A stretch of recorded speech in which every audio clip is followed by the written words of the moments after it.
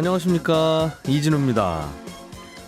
DSR이라는 대출 규제가 있죠. 똑같은 연봉을 받는 박대리와 김대리가 있다면 두 박대리, 김대리가 똑같은 가격의 아파트를 사려고 은행에 대출을 받으러 가더라도 예를 들어서 박대리는 이미 대출이 꽤 있고 김대리는 다른 빚이 없다면 이제 빚이 많은 박대리의 대출 한도가 김대리에 비해서 좀 덜 나오게 규제를 하는 겁니다. 즉, 돈 빌려줄 때 돈을 빌려가는 사람의 모든 부채와 조건을 확인해서 상환이 안전하게 잘 될 것 같은 경우에만 빌려주겠다는 게 바로 이 DSR 규제인데요. 오늘부터는 6억 원이 넘는 집을 담보로 대출을 받거나 아니면 1억 원이 넘는 신용대출을 받을 때는 이 DSR 규제를 더 강하게 적용합니다. 구체적으로 어떻게 달라지는지 잠시 후에 좀 더 정리해 드리겠습니다. 대한항공이 아시아나항공을 인수한 이후에 고용 유지는 어떻게 할지, 지배구조는 또 어떻게 할지 이런 내용을 담은 인수 후 통합계획이 확정됐다는 소식 함께 전해드리겠습니다. 그리고 최근에 미국 고용시장의 새로운 변화도 함께 좀 짚어보죠. 7월 1일 목요일 손에 잡히는 경제 광고 듣고 시작하겠습니다. 네, 김현우 행복자산관리연구소장 그리고 에셋플러스의 김치영 경제뉴스 큐레이터, 손에 잡히는 경제 간판 작가 박세훈 작가 세 분 나오셨습니다. 어서 오세요. 안녕하세요. 반갑습니다. 네, 아침에 간판. 네. 그렇게라도 또 격려해드리고 싶어서 그래요. 감사합니다. 네, 김현우 소장님. 네. 대출을 안 그래도 안 해주는데 네. 또 규제가 더 생겼네요. 조금 강화됐죠. 이미 예. DSR 규제라는 게 있었는데 이게 이제 평균적으로 은행별로 40%였는데 이제 개인별로 좀 늘려가겠다라는 겁니다. 참고로 DSR이라는 건 내가 1년 동안 갚는 원금과 대출 이자가 내 소득의 40%를 넘어서는 안 된다라는 거죠. 예. 그게 어제까지는 뭐 특별한 9억 초과 아파트라든가 이렇게 되는데 이게 조금씩 규제가 더 대상이 확대되면서 1단계가 이제 시작이 된 거예요. 정리를 하기 전에 좀 해보면 예전에 DTI 규제라는 게 있었잖아요. 예.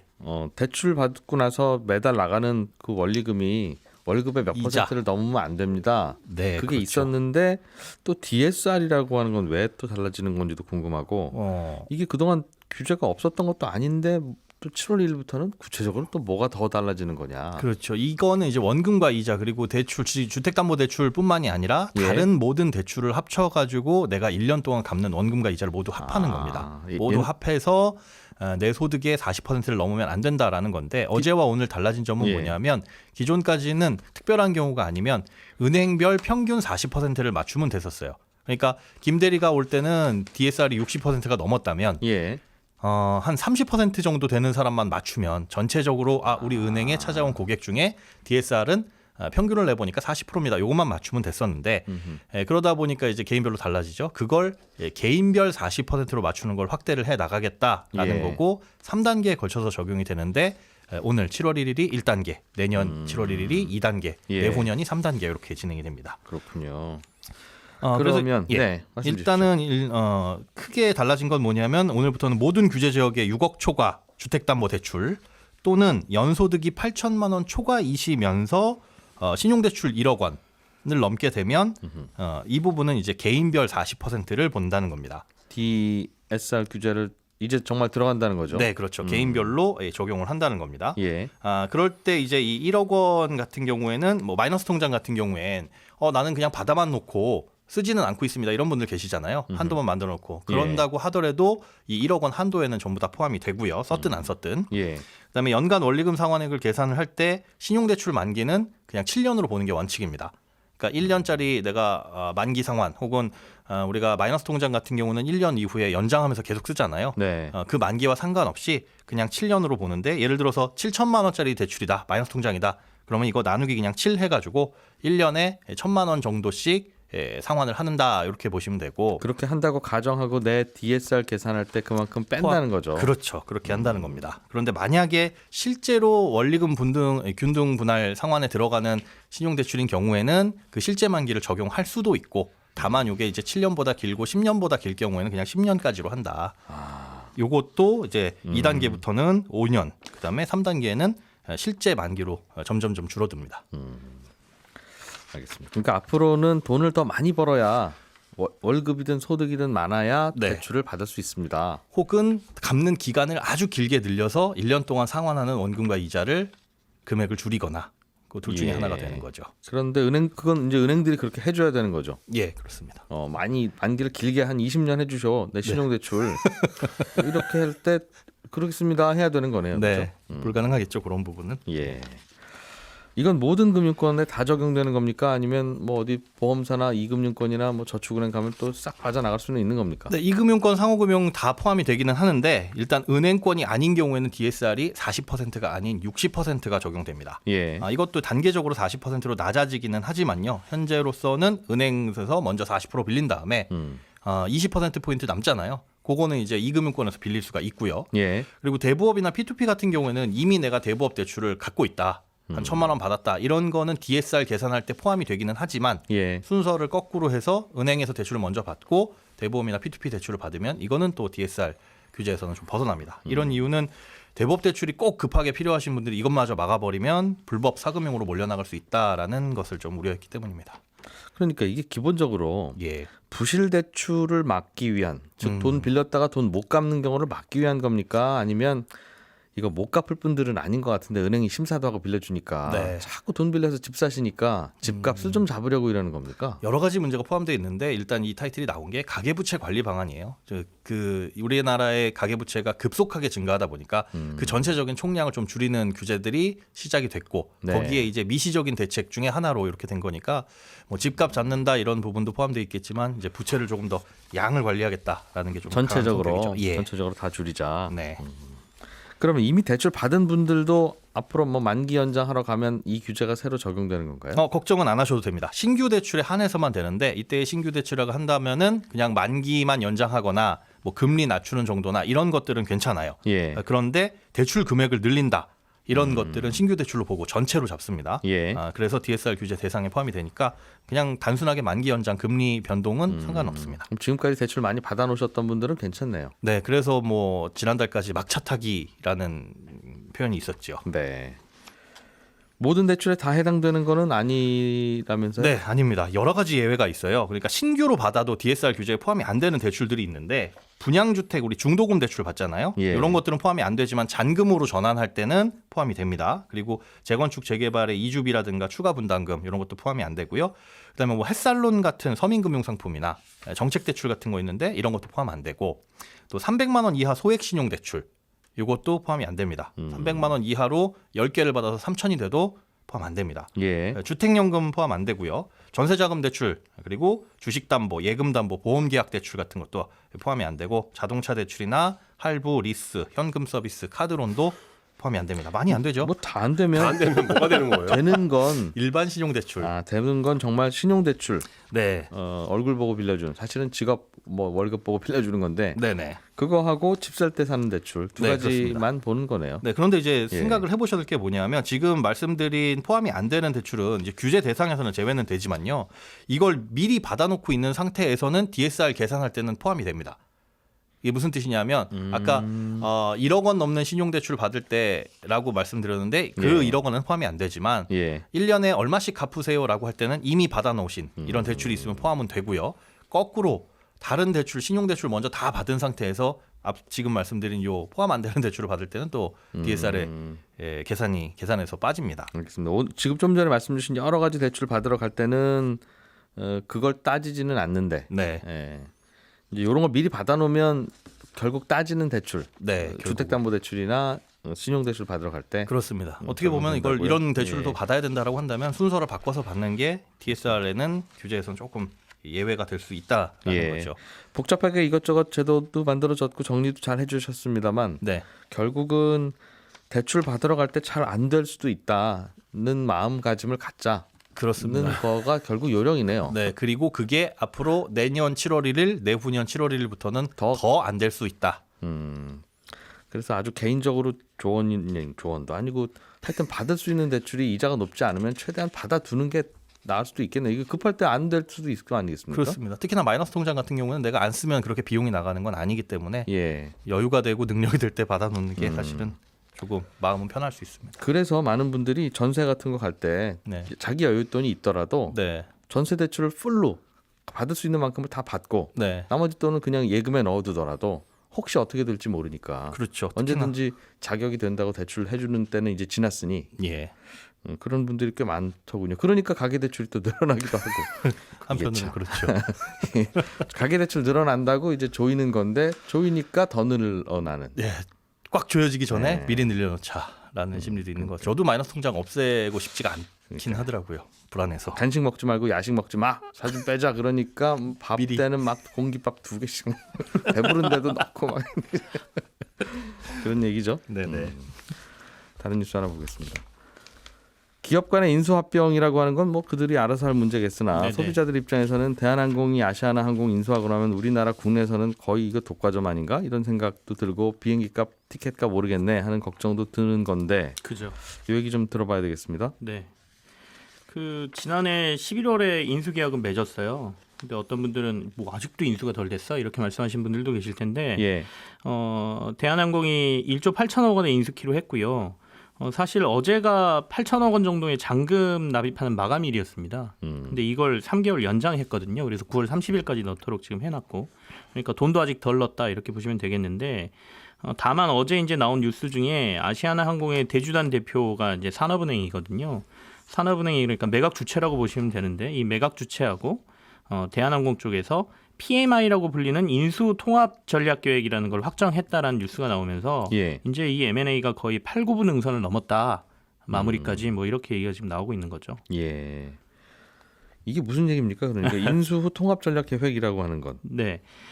보통은 이제 뭐 이렇게 좀 특수 상황에 놓이거나 아니면 뭐 여러 가지 환경에 놓인 데에서 이런 얘기가 좀 나오는데요. 항공이라는 약간 특수 산업이고 그리고 이게 두 개 앞서 말해주신 것처럼 두 개뿐인 항공사가 결합하면 한 개밖에 남지가 않고 더군다나 인수하는데 산업은행이 8천억 원 정도의 돈을 지원하는 방식으로 인수가 되거든요. 예. 그렇다 보니까 산업은행이면 정책 자금이 들어가는 거잖아요. 그렇다 보니 대한항공 쪽에 인수한 이후에 너네 어떻게 할 거야? 구체적인 내용을 내놔라 이렇게 요구를 한 것이고요. 그걸 이제 PMI라고 해서 인수 후 통합 전략 계획이다 이렇게 부르고 있습니다. 그래서 예.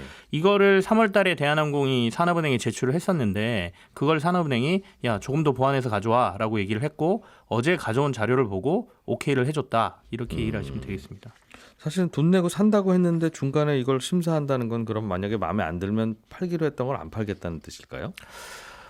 사실은 뭐 여러 가지 이슈가 같이 걸려 있기 때문에 인수와 관련돼서 마무리 절차까지 안 갈 수도 있다라는 얘기도 될 수 있고요. 근데 산업은행 입장에서는 팔아야 되기 때문에 어떻게든 팔려고 했을 테고요. 그러니까 살 사람 네. 정해져 있고 팔 사람도 팔아야 되는 상황이면 그래도 계획서 갖고 와 보세요라고 하는 게 그 네. 계획서가 마음에 안 든다고 안 팔 것도 아닌데 어쨌든 어떤 내용 들어있는지 좀 궁금하네요. 일단은 고용 부분도 들어가 있고요. 예. 고용 승계 부분도 들어가 있고요. 그다음에 앞서 지적해 주신 대로 운임과 관련된 내용도 들어가 있습니다. 그리고 협력사 상생 협력 방안 등도 넣어라 이렇게 돼 있고요. 예. 그리고 나중에 이제 대한항공하고 아시아나항공이 보유하고 있는 저가 항공사들이 있거든요. 아하, 진에어하고 에어부산, 에어서울 등 이런 계열사들의 통합 방안도 같이 들어 있는 것으로 지금 알려지고 있는데 모든 내용이 공개는 안 됐고 대략적인 내용은 조금 알려진 것들이 있습니다. 일단 전체적인 방향은 대한항공은 기업 결합 승인이 완료되면 아시아나항공을 대한항공 자회사로 편입하고 예. 그 이후에 합병을 한다라는 순이 되겠고요. 그리고 아까 말씀드린 그 LCC라고 하는 저가 항공사들은 한꺼번에 다 합친다. 그래서 대한항공 밑에 두겠다. 이런 구조가 나왔고요. 그러면 진에어, 에어부산, 뭐 에어서울 이런 것들이 저가 항공사들인데 한 네네. 회사가 되는 겁니까? 예, 이제? 그러면 통합 뭐 지금은 LCC라고 부르는데 다 한 회사로 합쳐질 것 같고요. 그리고 앞서 걱정하신 독과점으로 인한 비행기값 인상은 인상 억제 방안이 그 안에 들어있는 것으로 지금 알려지고 있는데 예. 만약에 인상을 억제하려고 하는데 그 노선이 독과점 노선이다. 그러니까 대한항공하고 아시아나 이렇게 하나밖에 안 다니던데 두 개가 합쳐서 진짜 하나밖에 없다. 이렇게 된다라고 하면 운임 관련 자료를 국토부에 제출해서 검증을 받게 하겠다. 그러니까 함부로 못 올리게 하겠다는 내용이 지금 들어가 있습니다. 예. 이렇게 서로 주고받고 했으면 이제 다 해결된 건가요? 근데 또 하나가 남아 있는 게 공정위 이슈가 하나 남아 있습니다. 그러니까 이게 이렇게 큰 회사들이 합병을 하게 되면 우리나라에서도 공정위를 통과해야 되지만 예. 다른 나라들의 이 경쟁 당국의 승인도 받아야 되거든요. 그래서 이 필수 신고 국가 9개국이 있고요. 여기에 플러스해서 다른 국가 몇 개 지금 대한항공이 이 신고를 넣어놓은 상태입니다. 그래서 지금 현재는 태국하고 대만, 터키에서 기업 결합 승인은 받았고요.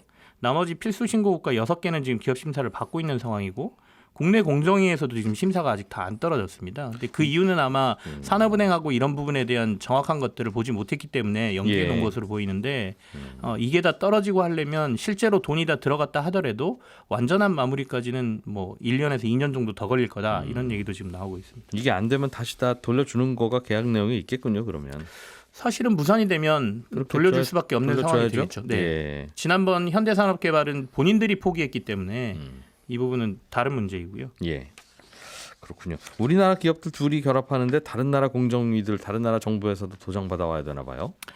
이게 국제 경쟁하고도 사실 연관이 돼 있기 때문에 독과점 할 수 있는 기업들이 다른 국가에 들어와서 여러 가지 경쟁을 또다시 해야 되지 않습니까? 그러니까 다른 국가에서도 이 독과점 기업들에 대해서는 규제를 좀 하려고 하는 방안들입니다. 그렇게 네. 그렇겠네요. 사실은 예를 네. 들면 코카콜라, 펩시콜라가 서로 합병한다 그러면 이거 우리 국민들한테도 허락 받아야죠. 그렇습니다. 콜라값 마음대로 올리고 그러면 바로 영향을 받기 때문에 둘 다 다른 나라 회사지만 네. 우리도 영향 받으니까 그런 거 알겠습니다.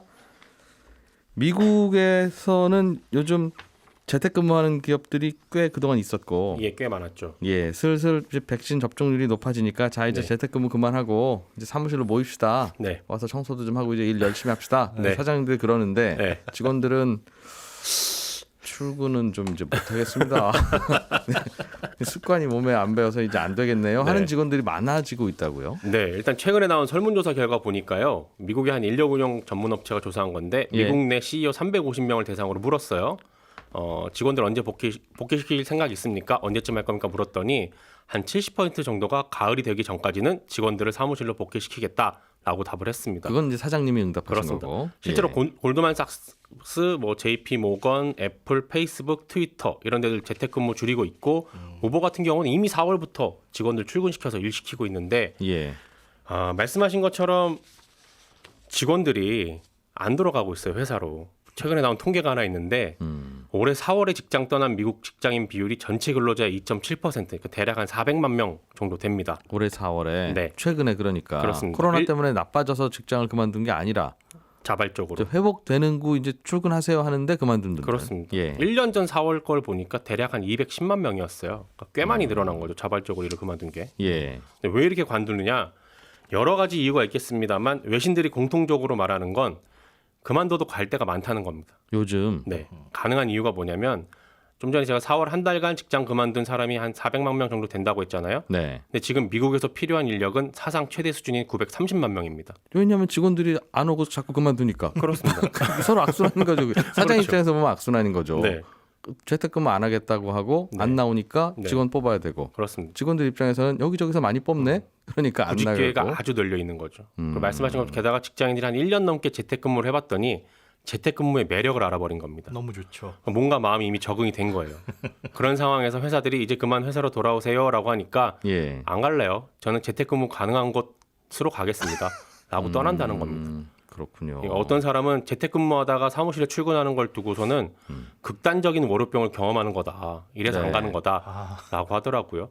그래서 관련해서 재밌는 설문조사 결과도 있었는데 예. 블라인드라고 하는 회사 있잖아요. 거기가 애플이나 아마존, 마이크로소프트, 구글 이렇게 큰 회사들 45곳의 직원들 대상으로 앞으로 계속 재택근무하는 거랑 연봉을 대략 3천만 원 정도 더 올려주는 거랑 둘 중에 하나를 택하라고 했더니 네. 100명 중에 64명이 재택근무를 택했다고 합니다. 아, 재택근무의 가치는 연봉 3천만 원보다 높다. 네. 오. 하루에 약 한 일당 10만 원 정도의 가치가 있다.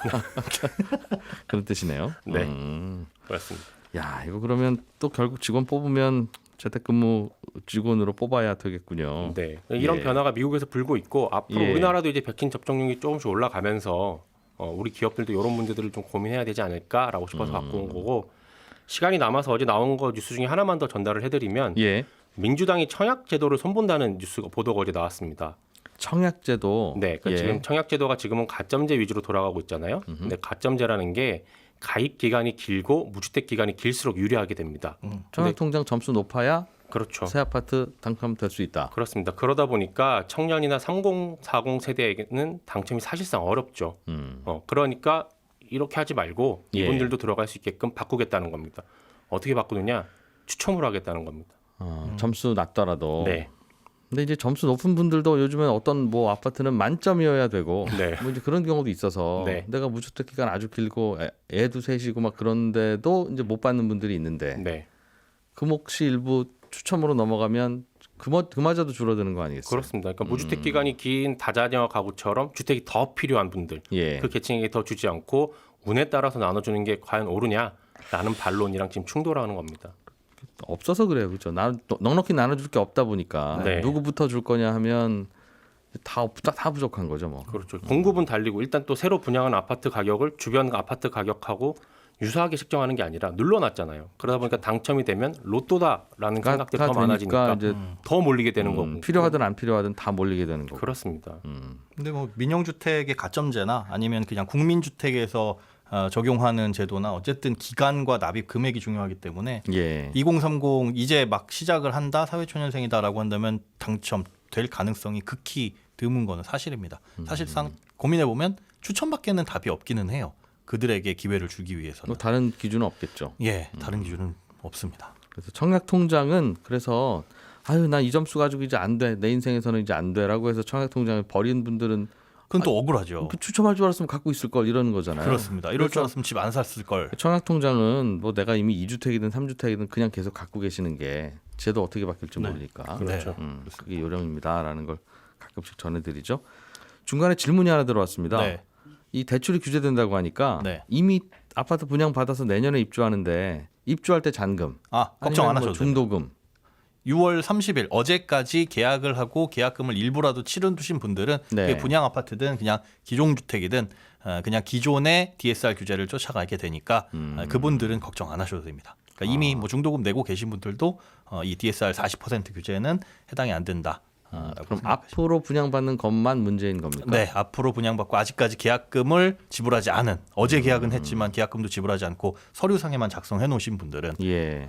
요 40% 룰을 적용을 받게 그렇군요. 됩니다.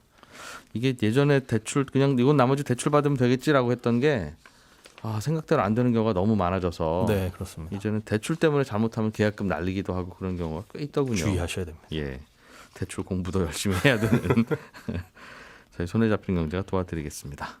예, 잠깐 광고 듣고 오겠습니다.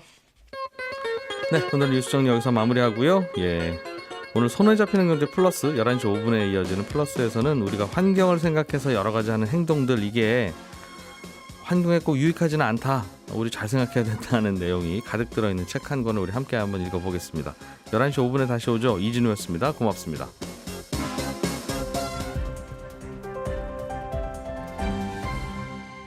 경제를 생각하는 사람들의 즐거운 습관. 이진우의 손에 잡히는 경제.